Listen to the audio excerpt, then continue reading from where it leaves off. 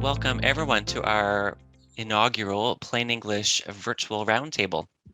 Today is the launch of our series, and we're planning to make these a regular occurrence throughout 2022. In each of these sessions, we're going to be looking at different aspects of the plain English movement and the commercial benefits of using plain English in business writing and communications. Throughout the series, we're going to be inviting industry guests to our panel to talk about how they've incorporated plain language into our business processes and the difference it's made for them.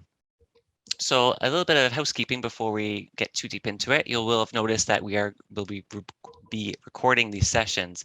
And the reason why we're doing this is because we want to create a digital resource library of these roundtables for when people can't make it for the live broadcast, and also if anyone wants to revisit an idea that came up in a previous discussion.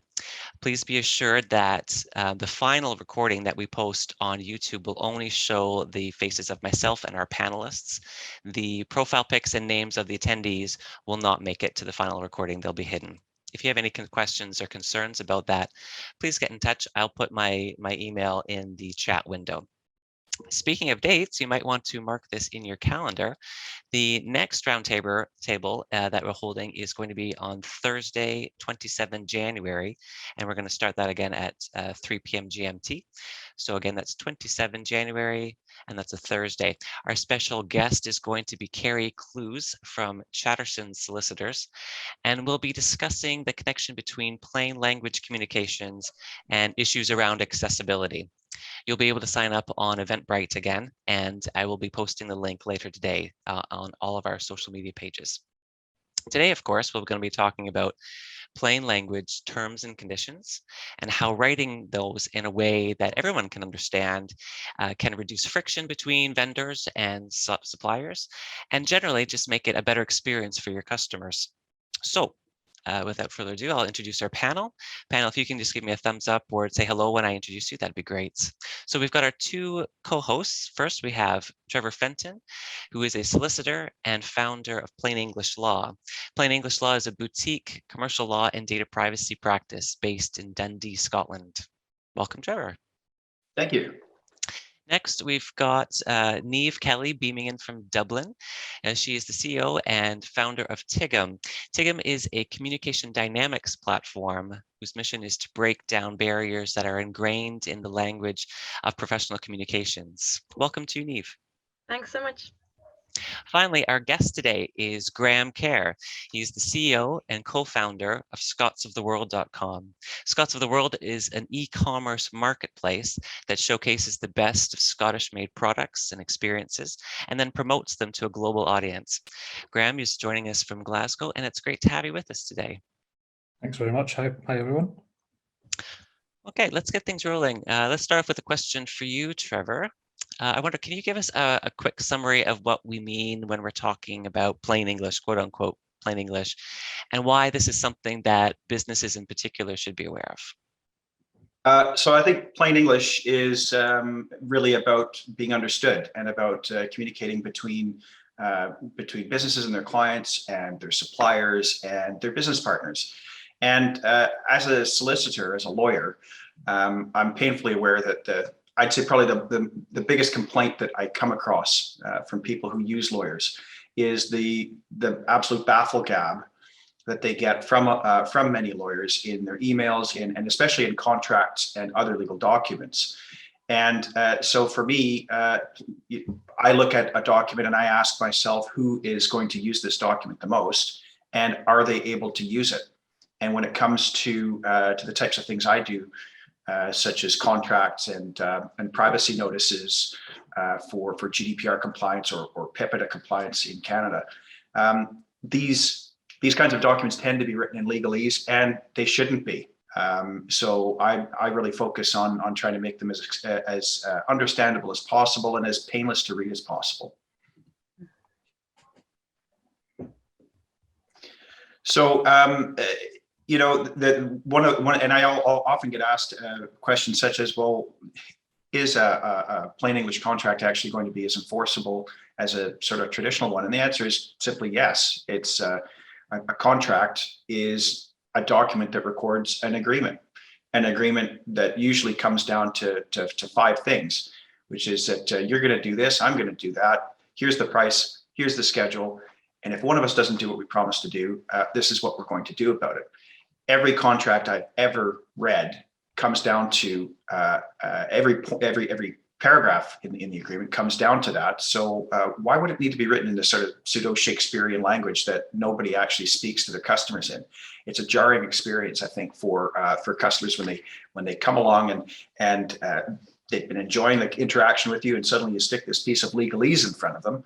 And it's a total, it actually threatens your brand in some ways, because it's a totally different feeling than what they had from the conversation that led them to think, you know what, I'd like to buy something from this person. I wonder, is that because people just assume that this is how legal contracts and documents like it are just supposed to be written, Jeff? Are people thinking that maybe are they not enforceable if it's not written this way? Yeah, well, I think they certainly, I think it's a habit, and it's a habit that comes from, I think it probably comes from law school, if I'm perfectly honest, because when you learn the law, you're reading all sorts of old court judgments that were written in a much more formal style. And you can, you just get into this headspace where you think, I'm not doing legal unless I'm writing in this style. So it's a bit unconscious, and it then gets reinforced through the process of training to become a solicitor. The way that you end up putting documents or the way you're shown to put documents together, you're reusing old forms of words that have worked in the past. The thing is that most of our clients have moved on from writing these very formal letters to each other, and look at a personal letter that somebody would have written to their lover 100 years ago. I mean, that's the style of language back then was very different. And the thing is, I don't think our legal documents have kept pace with the way that we interact with our customers, in real life in modern times.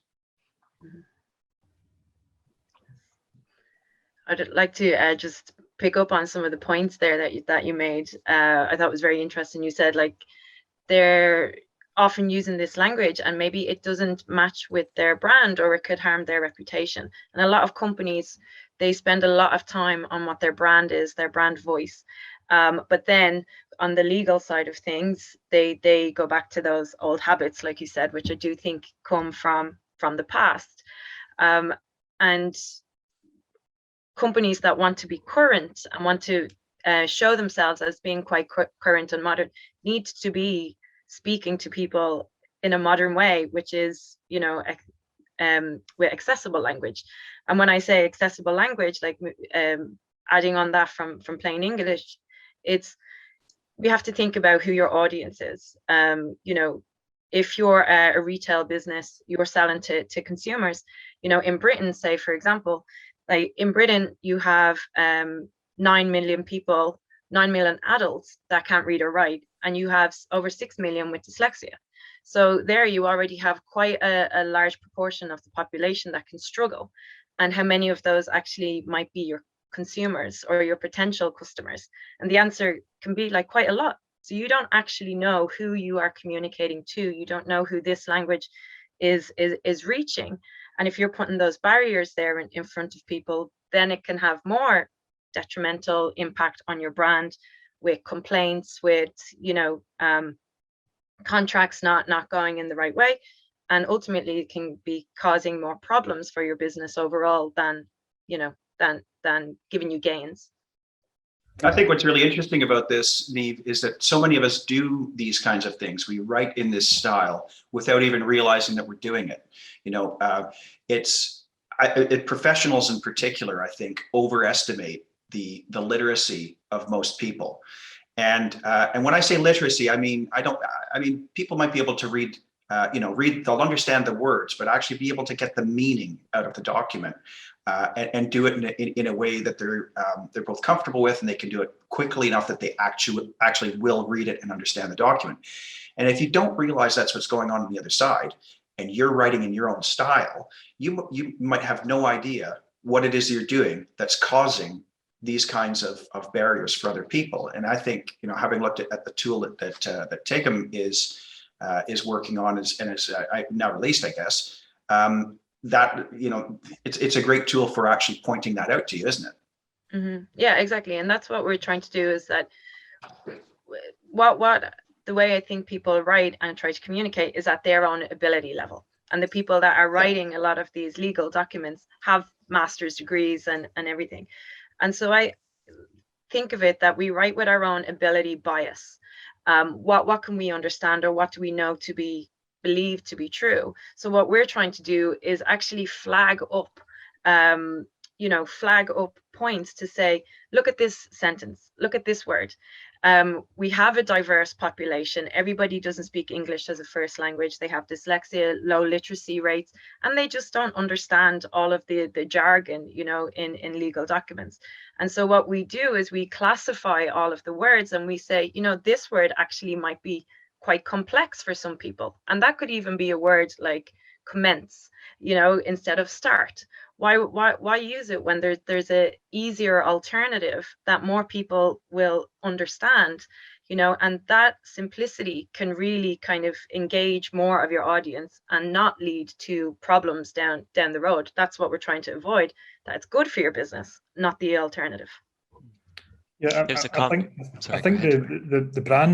the brand part of it, I think, is quite important, because I think, there's a lot of, especially a lot of the big brands that sort of claim to focus on, customers and customer experience, and people buy into the brand and what they believe in and what their ethos is. A lot of these big companies, you look at their agreements, their terms and conditions, their legal documents, and yeah, I would have thought nine out of 10 of their customers don't understand them.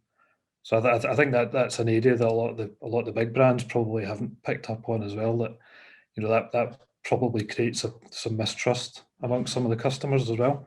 I would imagine a lot of them just accept them because they don't understand them, but that obviously then causes knock-on effects further down the line, which could then damage the brand. So I wonder how many customers end up when they actually see an example of whether it's terms and conditions or privacy notice, or just whatever bit of your website they're looking at, when they see it's well written, when they see it's easy to understand, it's concise.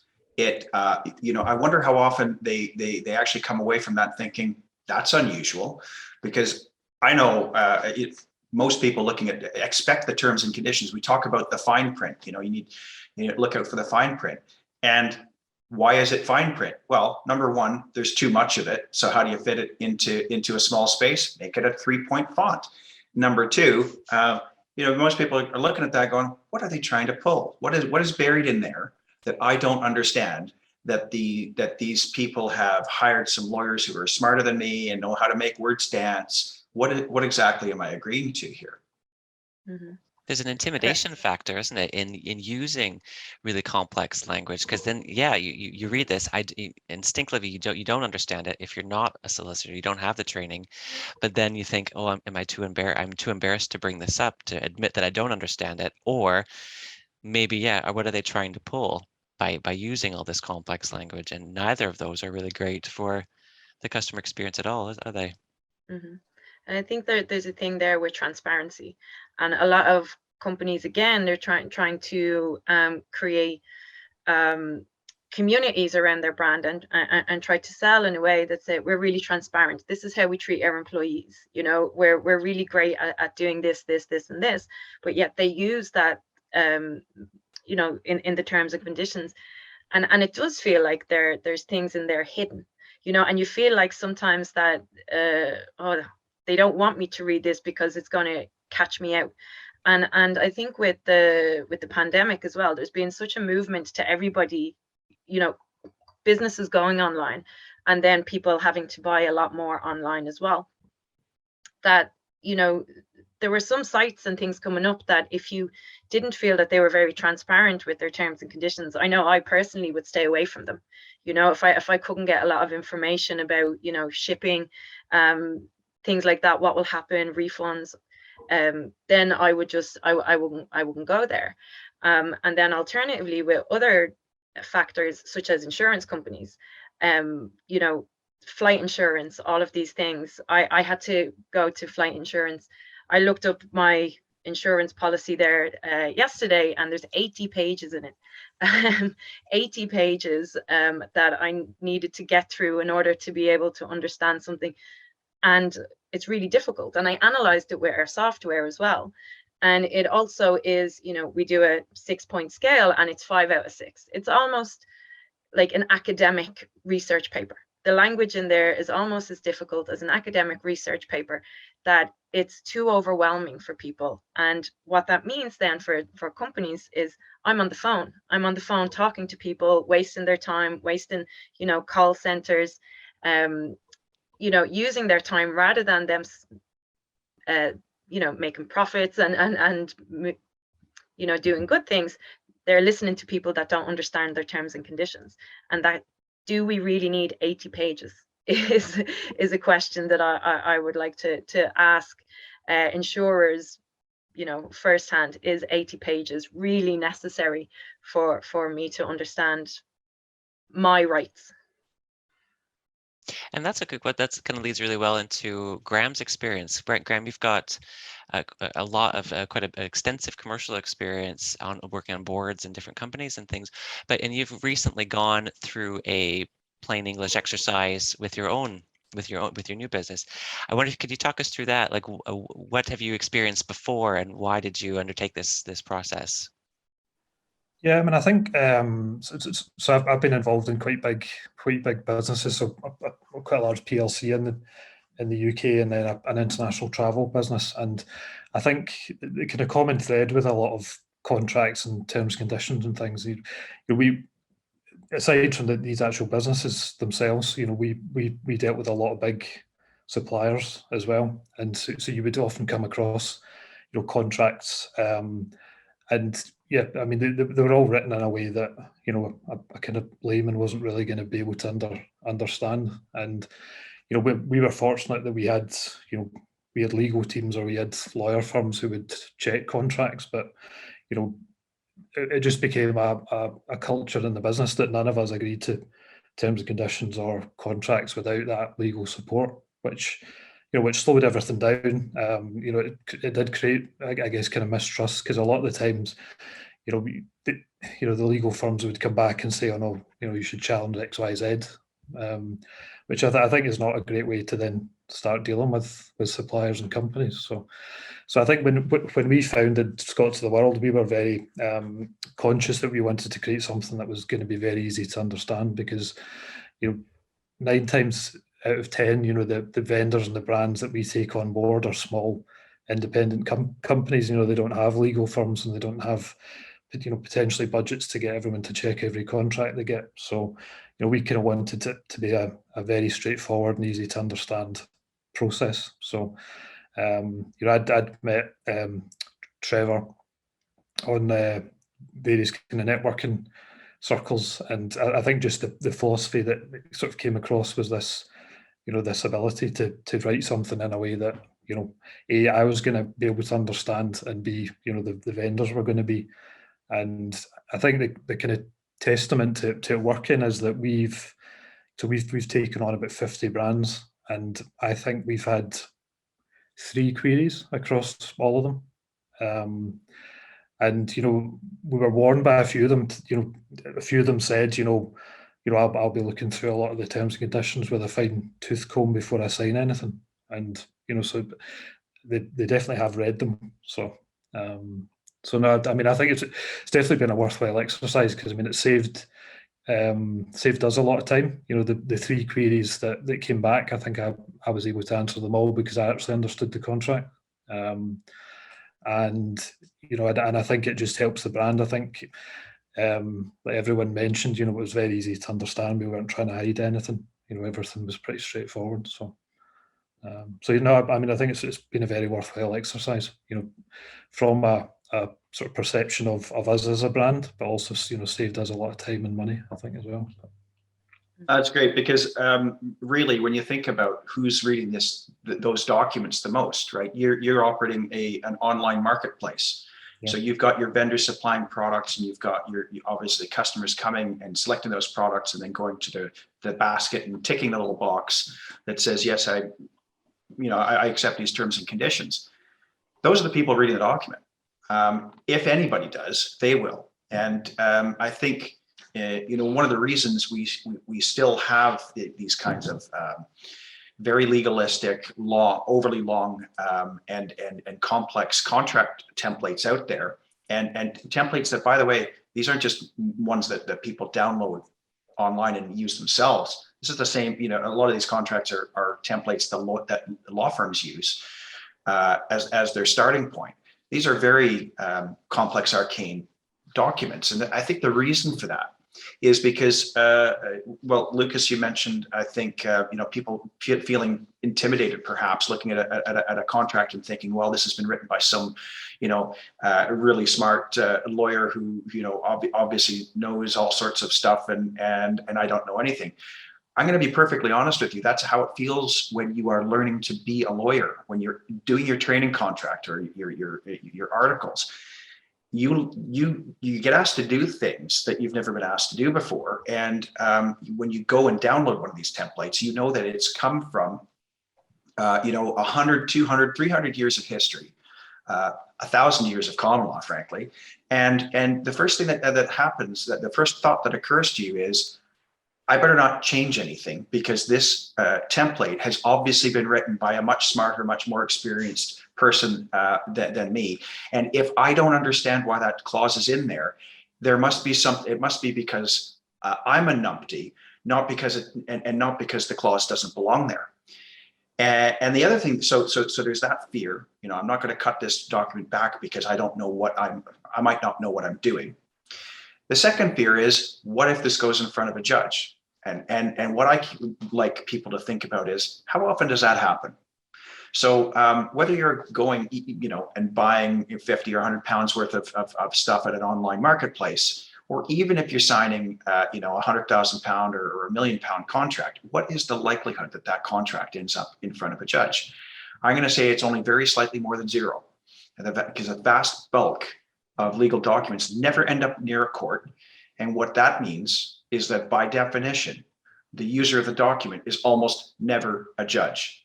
And it's almost never another lawyer either. It's going to be the customer, it's going to be the business, it's going to be the supplier of that business, it's going to be the business partner of that business founder.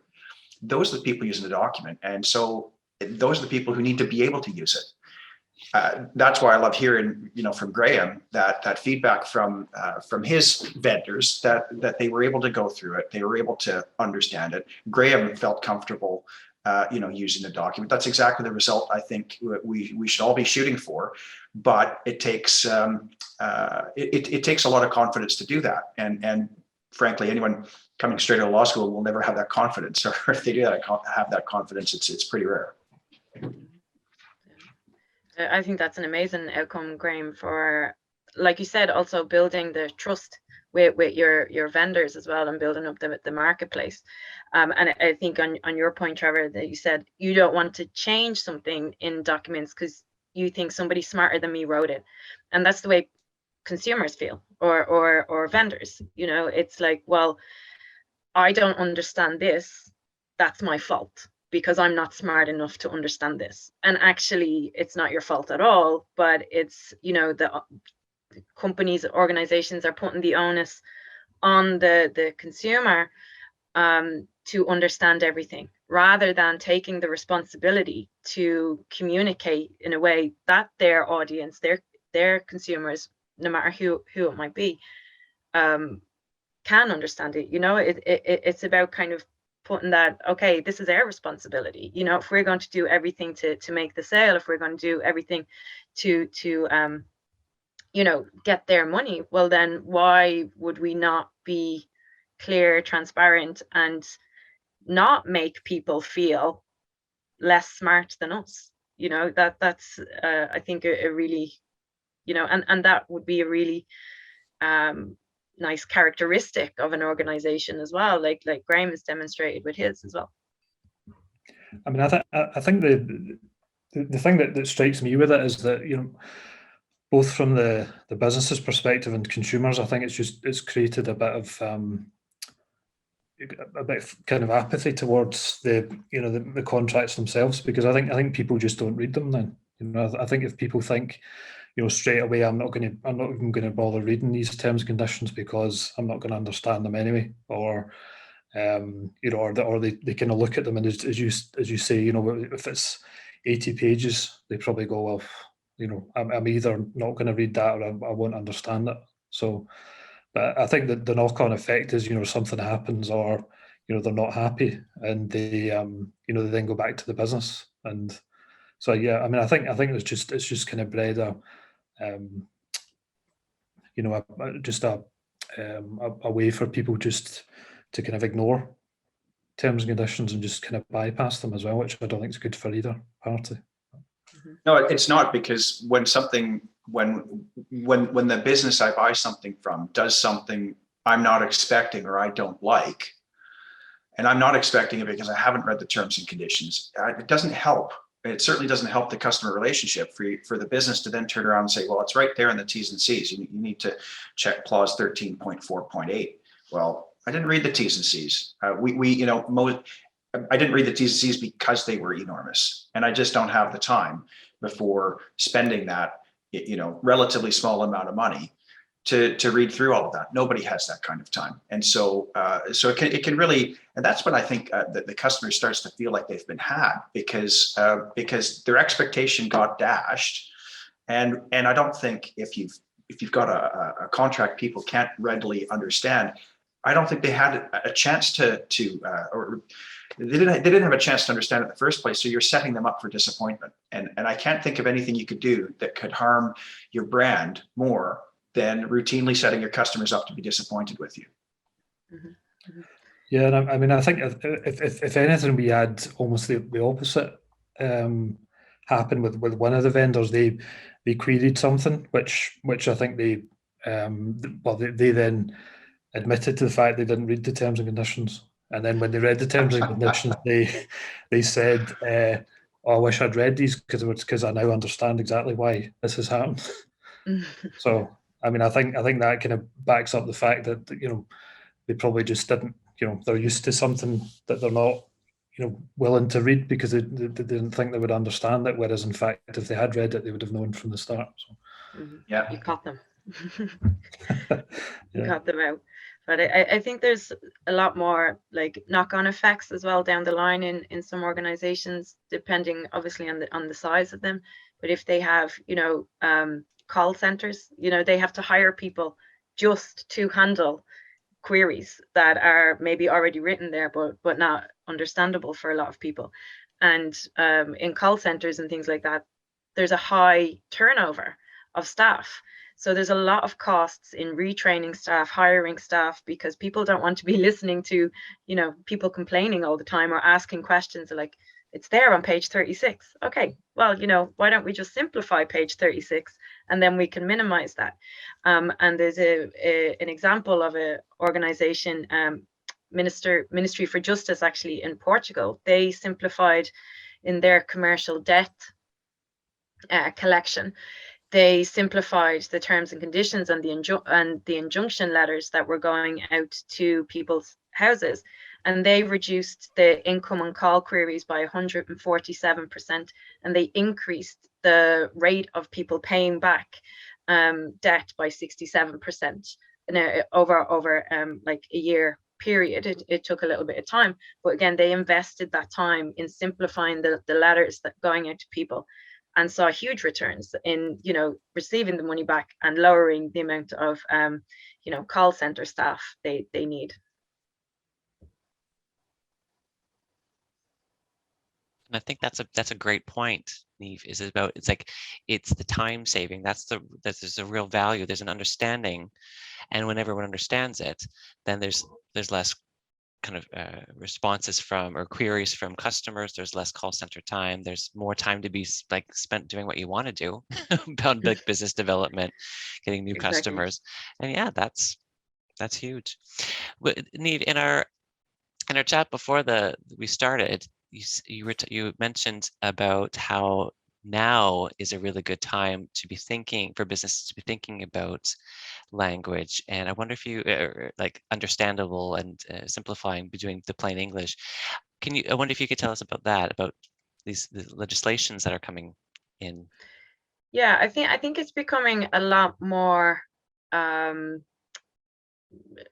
known, I suppose, around the world. There have been some countries like America, for example, with they introduced the Plain Language Act in 2010 for government and for government websites and public documents. Whether everybody follows that or not is something different, but it's something that kind of is having a knock-on effect in a lot of other countries. In Ireland, we have a bill in. The UK, there is a ISO, so a standard coming in that has been and trying to get through for a few years. So 2019, they're developing the ISO standard again for public documents.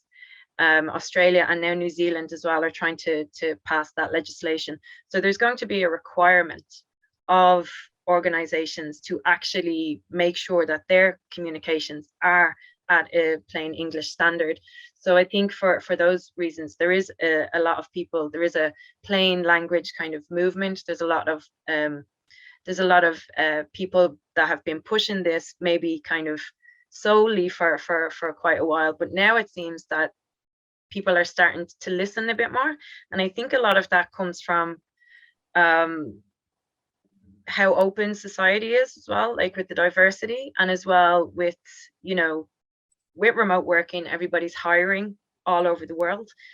But, you can't just give a contract to, your English language contract to somebody from a different country. It's not their first language, and expect them to understand that. So I think the awareness of diversity is opening people's mind at the same time as these bills being passed through in a lot of the countries. So it's better for a lot of organizations to try and get ahead of the curve rather than legislation gets passed and, oh, you need to follow this, and maybe, I don't know, you're fined or something like that, or you're going to lose out to the competition. So companies that can get ahead of the curve now, I think, are going to be have a competitive advantage moving forward. It must be particularly true for a company like your own, Graham, being like this, like literally like a global marketplace that you're doing. I mean, have you found that the kind of the international audience that you're dealing with is responding to kind of the T's and C's that you've put in your business? Yeah, I mean, I think again, this is kind of where it comes back to writing it in a way that people understand, because I mean, obviously there's a lot of different variations across different countries. A lot of contracts, I guess, will be written in different ways in different jurisdictions of law, and I think kind of writing it in a way that's understandable, I think, certainly helps from an international perspective. And I mean, I think certainly, we were very spent a lot of time certainly on the kind of GDPR aspect and data protection as well, because obviously we need to adhere to that here. But I mean, it's kind of notoriously strict compared to other parts of the world. So I think, as that evolves, I think you're probably in quite a good place as well. Obviously you've seen, states in America starting to become a bit more strict. Obviously California, for example. But I think, adhering to GDPR here, I think it's probably been a good thing, if anything, because it means that, we're probably well placed for virtually everywhere else in the world as well. So. Yeah, and GDPRs are really actually a good segue into pointing out that the GDPR itself actually mandates using plain language. It uses that exact term in the GDPR to say this is how you need to write the privacy notices. We see all these privacy notices on the links to them on the bottom of websites, and among I think most of us categorize a privacy notice in the same category as T's and C's. You go, yeah, whatever. But the point of that privacy notice is to tell people who you are, what you're doing, what data you're collecting about them, what you're doing with it, how you're keeping it safe, who you're sharing with, all those kinds of things. And these are things that I think if you ask most people, they say, well, yes, of course, I should know who's got data about me and what they're doing with that data. And it's the privacy notices on all these sites that tells us that. Well, through the GDPR, what the European Parliament was telling us is, guys, you have to do this in language that people understand, or otherwise you're not telling them. So telling somebody something very complex in complicated language that they can't understand is just as good as not telling them anything at all. And the GDPR recognizes that. PIPEDA, which is the sort of the equivalent of federal law in Canada, same thing. It's been around since about 2000. It requires plain language for use in privacy notices. And the GDPR itself is basically is working its way around the world, one country after another. In other parts of the world, in Africa in particular, I've been doing some work with a company there. And literally one country after another is taking the GDPR, almost photocopying it and passing it into law as their local privacy law.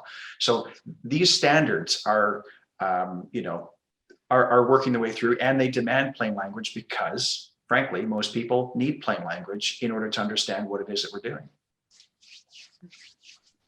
GDPR anyway just it puts fear in people, and like that, they're just copying what somebody else has done. That's how it continues, right? It's like, that person's smarter than me. They must know what they're talking about. I'm going to copy that. And then this is how the cycle continues. And there's nobody that kind of puts the brakes in that and says, hold on a second, can we do this in an easier way?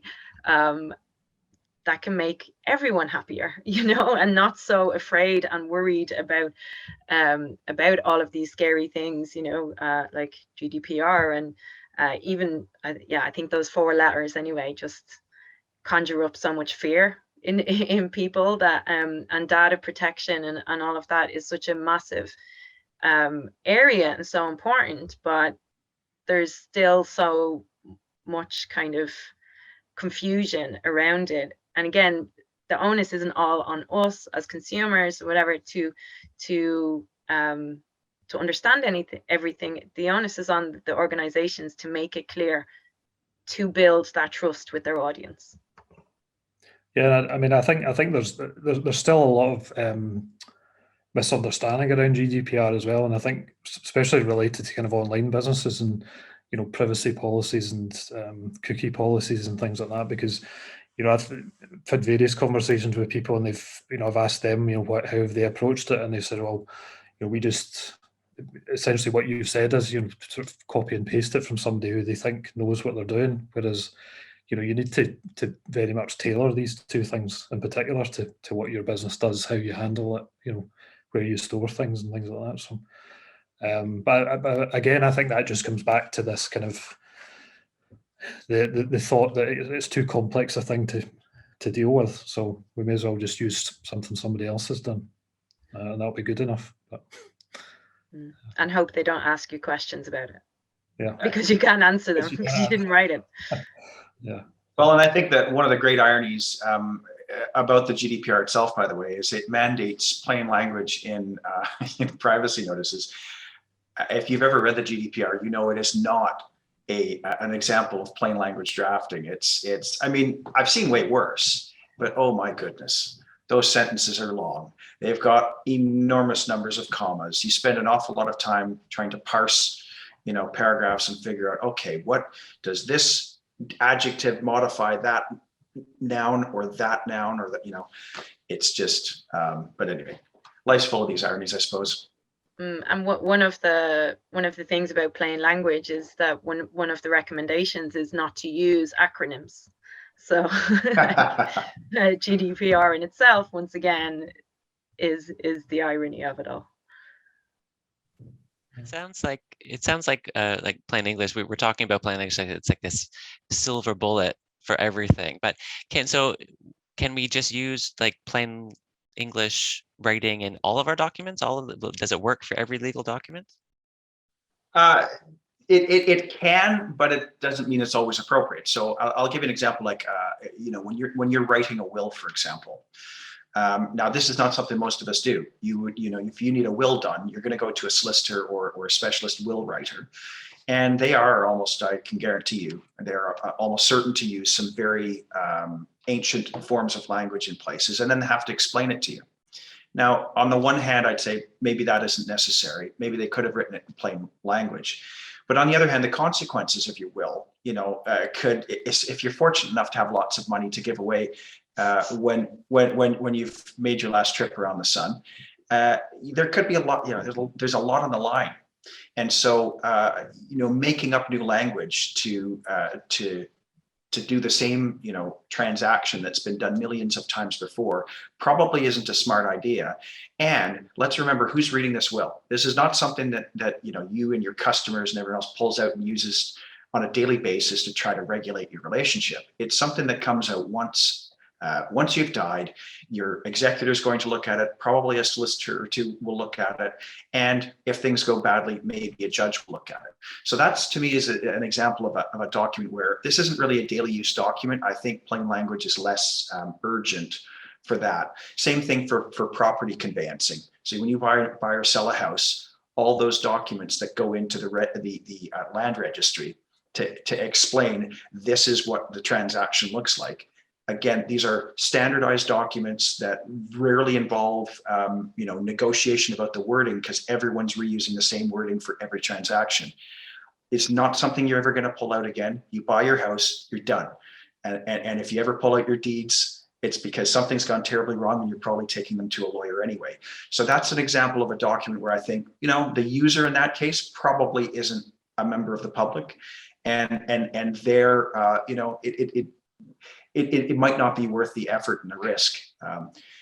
But a commercial transaction, or when you're selling something to another business or to a customer, that's where it's like, actually, the document's about your business and it's about your business relationship. Everybody who's involved in that relationship should understand every word that's in there. They should understand every consequence of every sentence.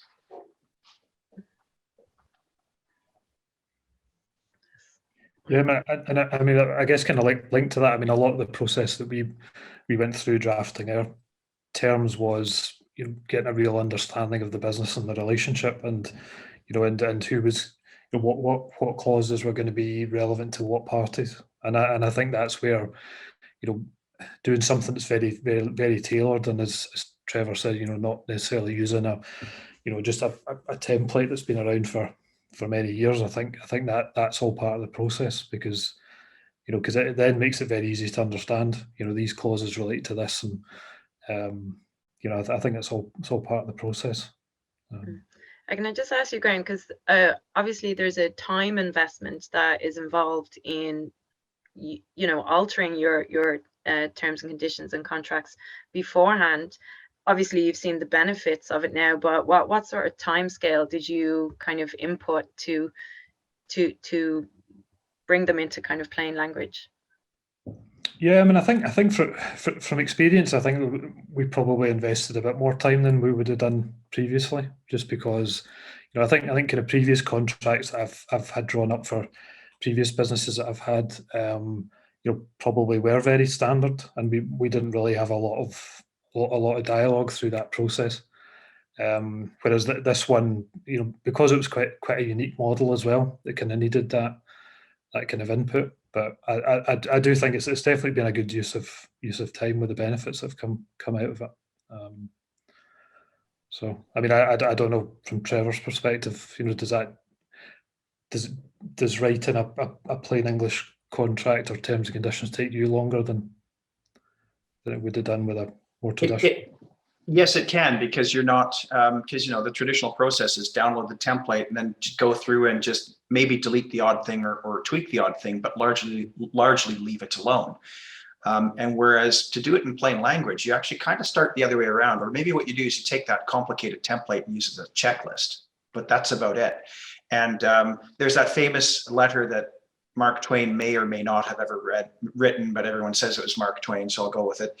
And he starts it off saying something like, "I'm sorry to have written you such a long letter. I didn't have time to write a short one."